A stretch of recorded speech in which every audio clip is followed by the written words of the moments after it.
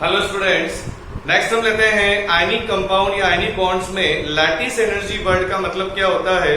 तो lattice energy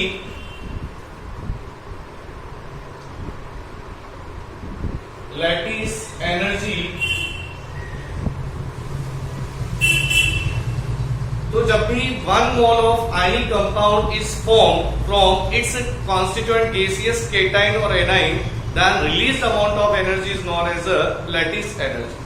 1 mole of ionic compound का formation उसी के गैसियस केटाइन और एनाइन से होता है, तो उसके द्वारा जो एनर्जी रिलीज होती है उसे ही हम क्या बोलते हैं?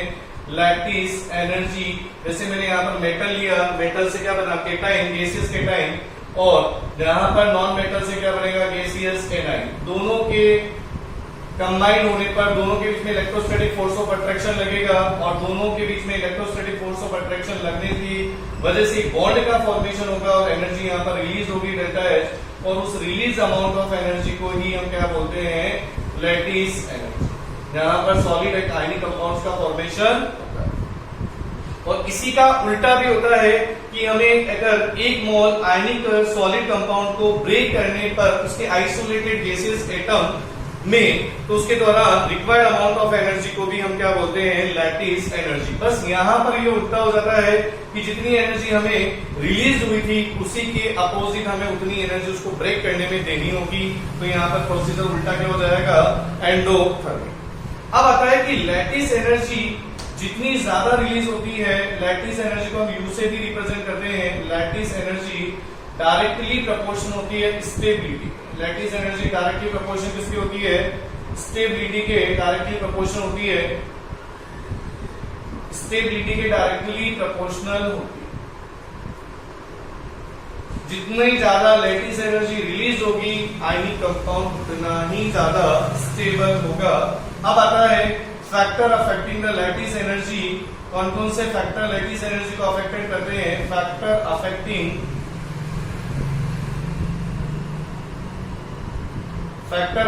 the lattice energy।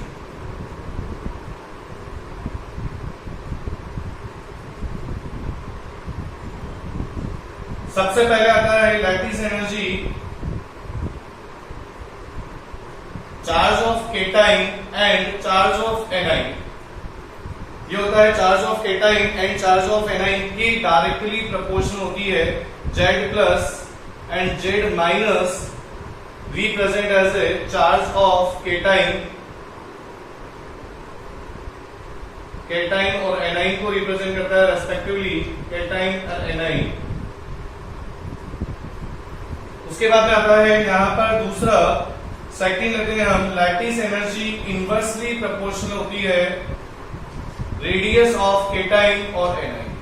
Radius of cation और एनाइन के इनवर्सली प्रोपोर्शनल होती है। यहाँ पर R प्लस और R माइनस क्या होता है? तो ये होता है रेडियस ऑफ केटाइन और A9 respectively radius of cation और एनाइन।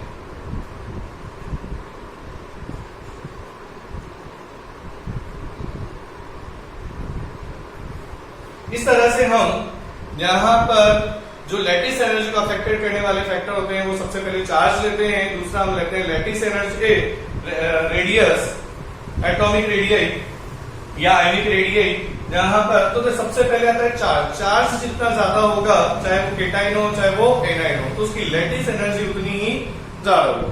दूसरा यहाँ पर रेडियस। अब रेडियस की अगर हम बात करते हैं तो रेडियस के केस में जितनी रेडियस कम होगी, साइज जितना छोटा होगा, तो उसकी लैटिस एनर्जी भी उतनी ज्यादा होगी। और हम इसको एक एग्जांपल से देखते हैं। तो यहाँ पर लैटिस एनर्जी को कंपेयर करते हैं। Compare the lattice energy in following compound, या correct order of lattice energy in following compounds. Compare the lattice energy in following compounds. यहां पर हम कंपेयर करते हैं